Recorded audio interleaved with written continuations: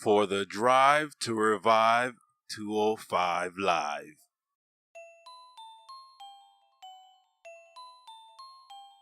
YouTube universe, welcome back. Today I'm going to be talking about the most effed up things going on in the WWE that you need to know. Alright, so first off, 205 Live superstar Rich Swann is still currently suspended after allegations of domestic violence. So reportedly, Swann got into an altercation with his fiancée, Van, after they were coming back from an indie show that she worked at, or I should say performed at. And apparently he was heavily criticizing her performance and tensions ran high.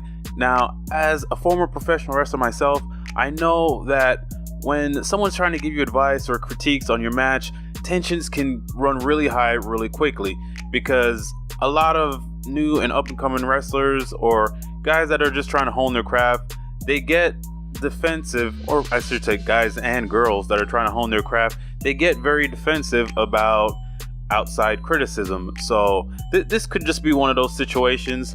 But I know from my days with Rich Swann in Evolve and FIP and some other shows under the WWN Live umbrella that these actions, these allegations are really uncharacteristic.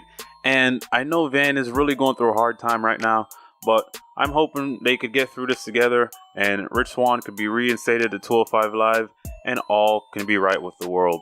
Elsewhere in the Cruiserweight division, Enzo Amore was released from WWE altogether after allegations of a sexual assault came out.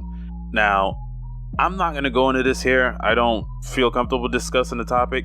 The only thing I will say is, and as an update to this story, if you haven't already heard about it, the lady who made these allegations has painted herself to be very, very uncredible on social media, and that's all I'm going to say about this topic. Now, what is the deal with Corey Graves and Booker T? The internet's been abuzz at what's going on with these two. Is there real life heat? Is this manufactured? Okay, my personal thoughts on this is Booker T was taken off the Raw announce team just to put Jonathan Coachman on. That was it. That was the only reason. It wasn't that Jonathan Coachman was put on the commentary team because they wanted to get rid of Booker. It was that Booker T was taken off because they wanted to put Jonathan Coachman on. Simple as that. So I think Booker T is the one who blew this out of proportion. Now, Corey Graves did have some comments floating around on the internet where he was just talking about Booker T's commentary being, hard to keep up with and, not knowing what he's talking about some of the times. But that wasn't shots fired like what Booker T said on his radio show. Now, I think the only reason Booker T is doing that is just, to create some kind of buzz, because he's not on Monday Night Raw anymore. And I don't know why Corey Graves I don't know why he's feeding the beast. I really don't. I'm not trying to insult Corey Graves, but I thought he was more intelligent than to go along with this whole thing.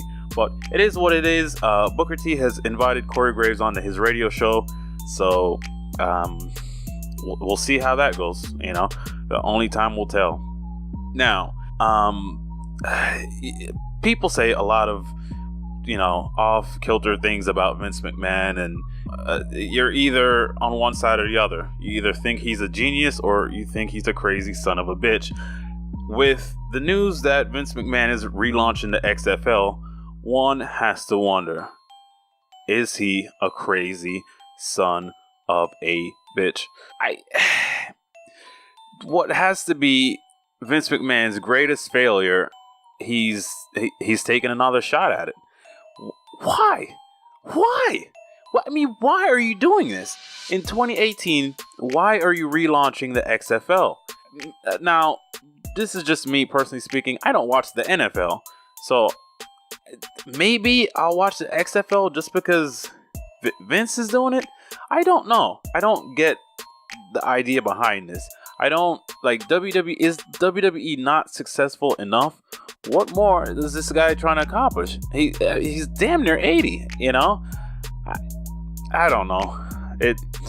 The only thing is, I hope that when the XFL fails, that doesn't impact WWE. That's the only thing I hope. So, you know. Now, Shelton Benjamin put up this post on Twitter saying that he found a loaded gun in his rental car. My thoughts on this, it's really good that he found it before anything happened. You know, because say he was pulled over with a loaded gun in his car, this could have ended so badly. So at least he found it and was able to laugh about it and nothing happened. Maybe Shelton Benjamin should try to bum a ride from the bar, because as they say, they don't just drive the car, they are the car.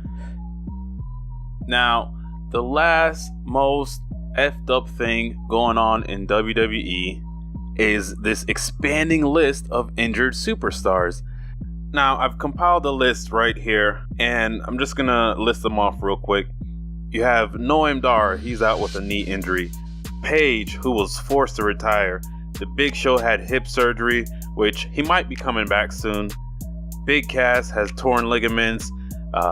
Jeff Hardy is out with a torn rotator cuff. R-Truth is out with some shoulder injury.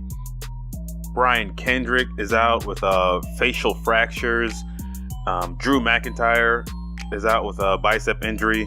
Tommaso Ciampa has his leg injury, which they're starting to show him back on NXT, so he might be on almost ready to come back. Hopefully he is.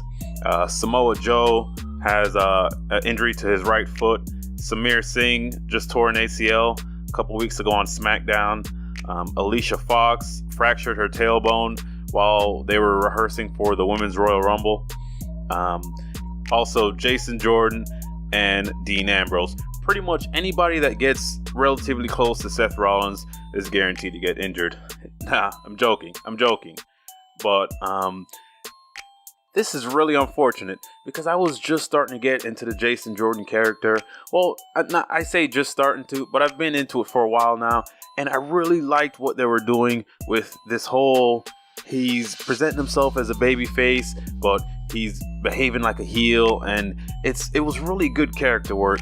So this when I heard the news of his injury, that was really disappointing to me. And Dean Ambrose being injured leading into WrestleMania just sucks, because I think the rumored direction was it was going to be Dean Ambrose versus Seth Rollins at Mania, but in this case it was going to be Dean Ambrose, who was the heel. He was going to turn on Seth Rollins, and they would have a blood feud leading into WrestleMania that way. And so because they were injured and on the shelf, we don't get to have these great matches. So that is the most effed up thing going on in the WWE today. But that is all I got time for. As always, thank you for watching. Don't forget to like and subscribe for more awesome wrestling content.